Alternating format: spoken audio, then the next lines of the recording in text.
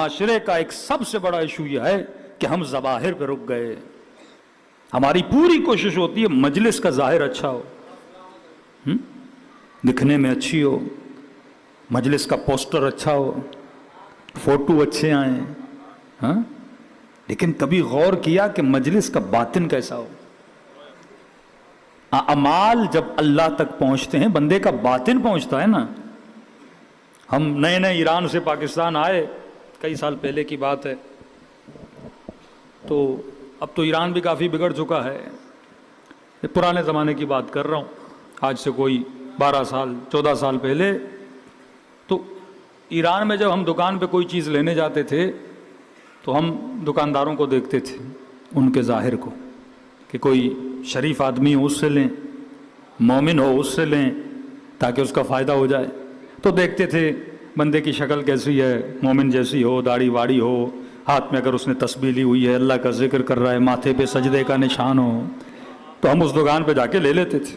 اب آئے ہم پاکستان, صدر گئے چیزیں لینے, کچھ وہی ترکیب یہاں پہ اپنائی کہ بھائی ہم یہاں بھی کسی ایسے سے لیں, داڑھی والا ہو, تھوڑا سر پہ ٹوپی ووپی ہو, تو مطلب نیک ہوگا بندہ جو واجبات پہ کیا کر رہا ہے, عمل کر رہا ہے. اور جب ہم لینے گئے مثلا اس نے کہا کہ یہ چیز 300 کی ہے, ہم نے کہا ایماندار آدمی ہے, ہم نے دینا چاہے, لیکن جو بندہ ساتھ میں تھا اس نے کہا نہیں دینا. میں نے کہا کیوں, مومن بندہ داڑھی والا, کہ یہاں کا اصول ہے جس کی شکل ایسی ہو نا,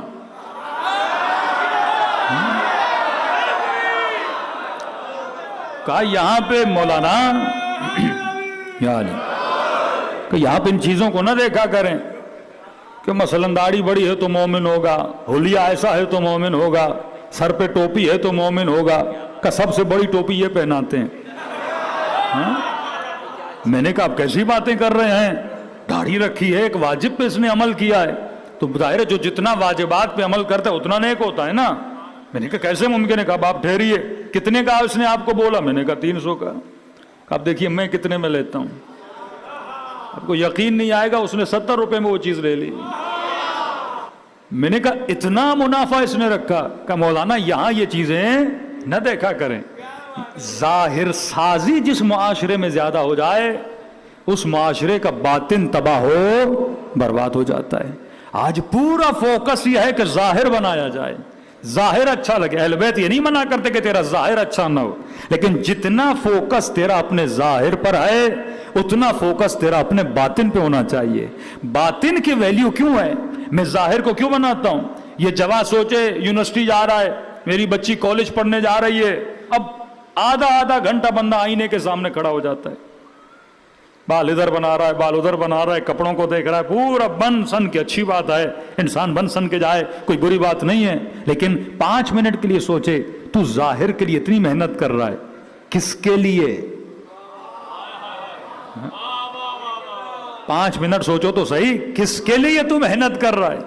اب اس کے ذہن میں تو ہے نا یونیورسٹی جاؤں گا, 4 لڑکے دیکھیں گے, 4 کچھ اور دیکھ لیں گی, لہذا بندہ ان کو بنانے کے لیے اپنا چہرہ بناتا ہے نا, واہ لینا چاہ رہا ہے نا, کو میرے چہرے کو دیکھے کہ کتنا خوبصورت ہے, کتنا حسین ہے. باطن کو میں کیوں نہیں بناتا؟ کیونکہ یہ باطن ان کو نظر نہیں آتا, ظاہر ان کو نظر آتا ہے. اہل بیت فرماتے ہیں خدا اور ہم تیرے باطن کو دیکھتے ہیں. اب یہ تیرے اوپر ہے, تو خود کو ہمارے لیے بناتا ہے یا لوگوں کے لیے بناتا ہے. فرمایا ہم ظاہر کو نہیں دیکھتے.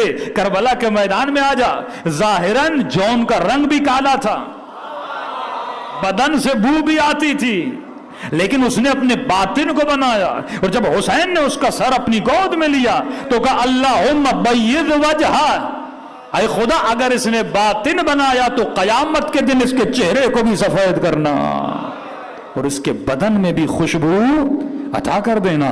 تو باطن سازی پہ اگر توجہ ہو تو انسان اپنی دنیا بھی بناتا ہے, آخرت بھی بناتا ہے.